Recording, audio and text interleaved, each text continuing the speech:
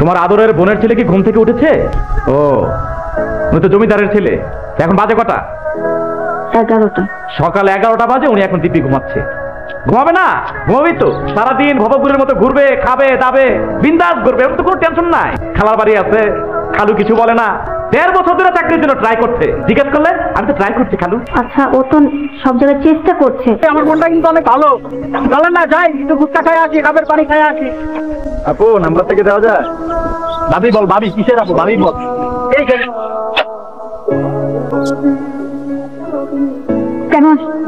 আর আজকে না আসলেই তো চলতো। কত কয়েক ঘন্টা ধরে দাঁড়িয়ে আছে, আরো কয়েক ঘন্টা দাঁড়িয়ে থাকা প্রবলেম নেই তো। আমার কোনো আমি ইউজলেস। তুমি শোনাবো নাই?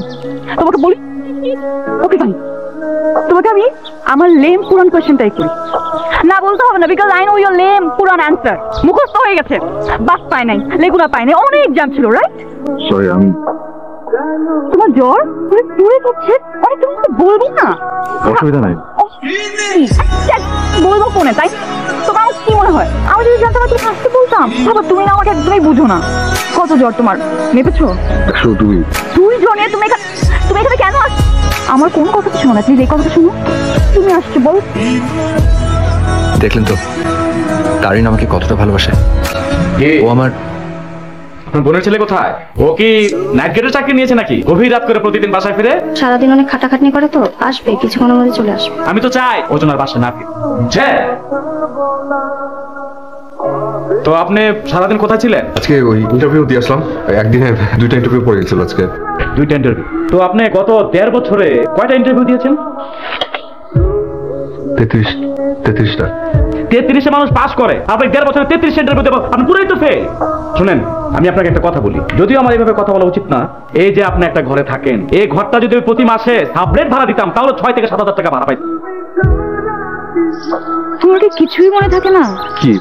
আজ একটা স্পেশাল ডে, তাই শাড়ি পরেছি। Happy birthday. আমার বার্থডে না। তাহলে তো আমার কিছু না।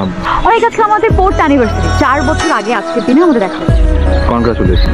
4 বছর হয়ে গেল। এন্ড থ্যাংক ইউ দিচ্ছি, কারণ তুমি 4টা বছর ধরে আমার মতো একটা বেকার ছেলেকে সহ্য করে এসছো, এই জন্য থ্যাংক ইউ। মানে আমি তো আসলে কখনো ওইভাবে ওইসব জায়গায় বিল দিই না। আমি আসলে জানি না ওটার কত টাকা বিল আসে বলো তো, মানে দুজন খেলে 3-4 হাজার আসবে। না দেখলাম কত টাকা আছে। আমার কাছে আসলে 527 টাকা আছে। তুমি আগে বলে আমি সাইদের কাছ থেকে কিছু হলো। আরে বাবা, আমি তোমার কাছে ট্রিট চেয়েছি। আমি কি বলেছি তোমাকে বিল দিতে? বিল আমি দিই। চল। দেখলেন ও আমাকে কত সুন্দর কনভিন্স করে ফেল। কি ভাবছিস? অনেক কিছু নেই। আর কিছু ভাবছিস? আরেকটা রিকোয়েস্ট নিয়ে ভাবছিলাম। কি রিকোয়েস্ট? বাবা, তুমি তো আমার অনেক ফ্রেন্ডদেরকেই ছিল। মানে আমার আরেকটা ফ্রেন্ড আছে, খুব ভালো ফ্রেন্ড আর কি, বুঝছো না? ও আসলে খুব ভালো ছেলে, অনেক অনেক ভালো মনে একটা ছেলে। আসলে ওর না দিনকাল একটু খারাপ যাচ্ছে, ব্যাড লাক আর কি। অনেকদিন ধরে ট্রাই করছে, কিন্তু কোনো জায়গায় আসলে চাকরি খুঁজে পাচ্ছে না। আমি ভাবছিলাম, আমার তো অনেক ফ্রেন্ডস আছে, তাদের বড় বড় অফিস, কত এমপ্লয়িজ। তুমি যদি কোনো একটা জায়গায় ওকে রেফার করে দিতে পারতা, তাহলে কিন্তু ওর লাইফটা সেট হয়ে যেত। মানে আমি বলছি না যে তুমি ওকে না দেখে রেফার করো, তুমি ওকে দেখো, ও যদি ভালো হয়, তোমার যদি সবকিছু ঠিকঠাক মনে হয়, তাহলেই আর কি। ওকে। তুমি বলবা, আঙ্কেল আমি একটা বেকার ছেলে, অনেকদিন ধরে চাকরি চাচ্ছি, কিন্তু কোনোভাবেই পাচ্ছি না। আপনি আমাকে একটা চাকরি দেবেন? এটা বলুন। সিরিয়াসলি এটা বলবো? চাকরি চাইবো ওনার কাছে, উনি চাকরিও দেবে? তুমি জাস্ট সুন্দর মতো পরিপাটি হয়ে, প্রেজেন্টেবল হয়ে বাবার সাথে দেখা করো। তোমার পুরো নামটা জানি? অনিক আহমেদ। তুই দেখেছি। তুমি আমার কাছে কেন এসেছো? নিশ্চয়ই চাকরির জন্য এসেছো। জি। আমি সোজা সাপটা কথা বলা পছন্দ করি। তোমার সম্পর্কে আমি খোঁজ খবর নিই। তুমি কোথায় থাকো, কি করো, তোমার ব্যাকগ্রাউন্ড কি। পুলিশ কমিশনার কিন্তু আমার বন্ধু, তার মাধ্যমে আমি সব খোঁজ খবর নিয়েছি। তোমার তো বাবা মা নেই। জি। তুমি একটা বেকার মানুষ, ফ্যামিলির জন্য একটা বোঝা, তাই নাকি? আমার নামের শেষে চৌধুরী আছে। বাংলা সিনেমায় দেখেছো না চৌধুরী? চৌধুরী সাহেবরা কি চায়? চৌধুরী সাহেবরা চায় তার ছেলেমেয়ের ভবিষ্যৎ, ছেলেমেয়ের ভালো চায়। প্রয়োজনে নায়ক নায়িকাকে আলাদা করে নেন। তোমাকে আমার মোটেই পছন্দ হয় না। আমি আমার মেয়ের সাথে তোমাকে কোনোভাবেই মানিয়ে নিতে পারছি না। তুমি তো স্টুডেন্ট হিসেবে ভালো না। সো তোমার প্রয়োজন চাকরি, তাই না? ঠিক। তোমার এই জি কথাটা আমার খুব ভালো লাগে। এই চাকরির বিনিময়ে আমার মেয়ের জীবন থেকে তুমি দূরে সরে যেতে হবে। পারবে না?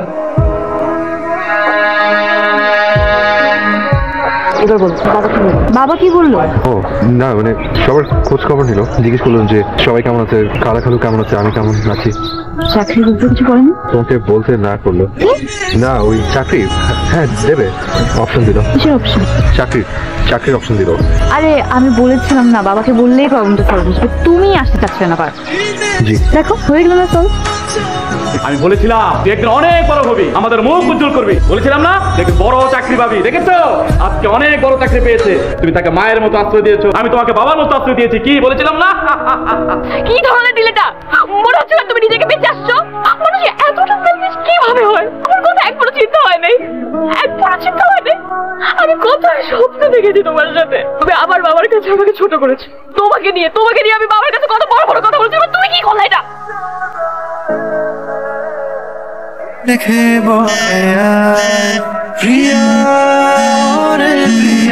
তোমাকে এমার্জেন্সি ছাড়া আমি কখনো কল দেই? কি সমস্যা তোমার? কথা বলতেছো না কেন? আমি তোকে জিজ্ঞাসা করতেছি, আমি তোমাকে ফোন দিচ্ছি, তুমি ফোন পিক করতেছো না কেন? কি সমস্যা? বাথরুমে ছিলাম তো এই জন্য ফোনটা ধরতে পারিনি। আপনি এখনো ওয়াশরুমে? হু মানে কি? তুমি কি ব্যাপারটা বুঝতেছো? আমি তোমার সাথে দেখা করার জন্য এখানে রাস্তাতে দাঁড়িয়ে আছি। হু হু কেন করতেছ আমার সাথে? তোমার প্রবলেমটা কি অনেক বলো তো? ফাইন, আমি চলে গেলাম, আর কখনো যদি তুমি আমাকে কল দিছো।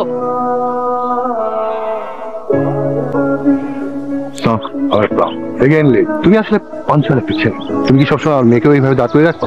তাই তোমার আপডেট কি বলো তো? আমি আপনার প্রত্যেকটা শর্তে রাজি। তোমার মোবাইলটা দেখি। তোমার কি একটাই নাম্বার? তার মানে এই নাম্বারে আমার মেয়ে তোমার সাথে কথা। আজকে থেকে নাম্বারটা বন্ধ, নতুন একটা নাম্বার নিয়ে আমাকে ফোন করো।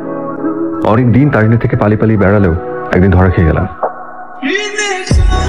এই যে আপনার সাথে একটু কথা ছিল। কি ব্যাপার, নিচে তাকিয়ে আছেন কেন? আমার দিকে তাকান। আরে আপনার সাথে কথা বলতে এসেছি আর আপনি নিচে তাকিয়ে আছেন। কোনো সমস্যা নেই, আমি আপনাকে কোনো একটা এম্বারেসিং সিচুয়েশনে ফেলতে আসিনি, আপনাকে খুঁজতেও আসিনি। বাহ, দেখতে মনে হচ্ছে খুব ভালো আছে। গুড। খুলে দেখো। খুলে দেখবেন না? আচ্ছা থাক, পরে দেখেন। আমি মুখে বলে দিই, আগামী মাসে 18 তারিখ আমার বিয়ে, আপনার এক্স গার্লফ্রেন্ডের বিয়ে। আপনার টেনশন করতে হবে না আমাকে নিয়ে। আমি কেমন আছি, কি করছি, কষ্টে আছি কিনা, এসব নিয়ে ভাবতে হবে না। কার্ডের মধ্যে বিয়ের ভেন্যু, টাইম সবকিছু দেওয়া আছে। নিজের ফ্যামিলি, নিজের চাকরি, এসব দিয়ে খুব ভালো থাকে।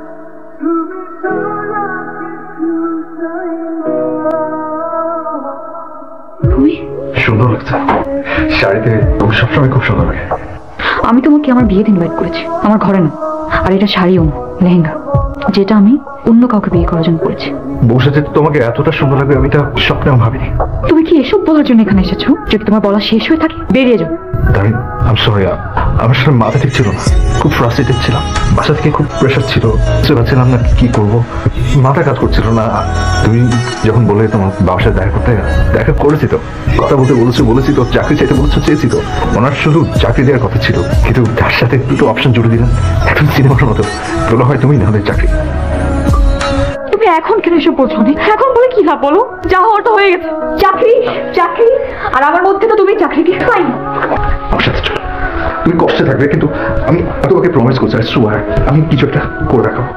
ফাইন, তুমি যাও, আমার বাবার সাথে কথা বলো। তাকে যদি তুমি কনভিন্স করতে পারো, তার পারমিশন নিতে পারো, তাহলে আজকে আমি তোমার সাথে বাসা থেকে। তুমি এখানে?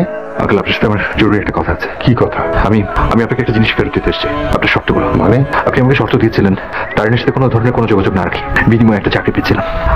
আমার চাকরি লাগবে না, আমার তারিণীকে লাগবে, প্লিজ আমার তারিণীকে আমাকে ফিরিয়ে দিন। শোনো, এই মুহূর্তে তুমি আমার বাসা থেকে বের হয়ে যাবে। Get lost.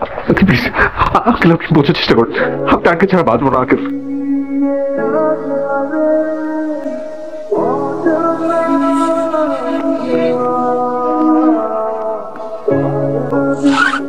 এই ছেলে, এইদিকে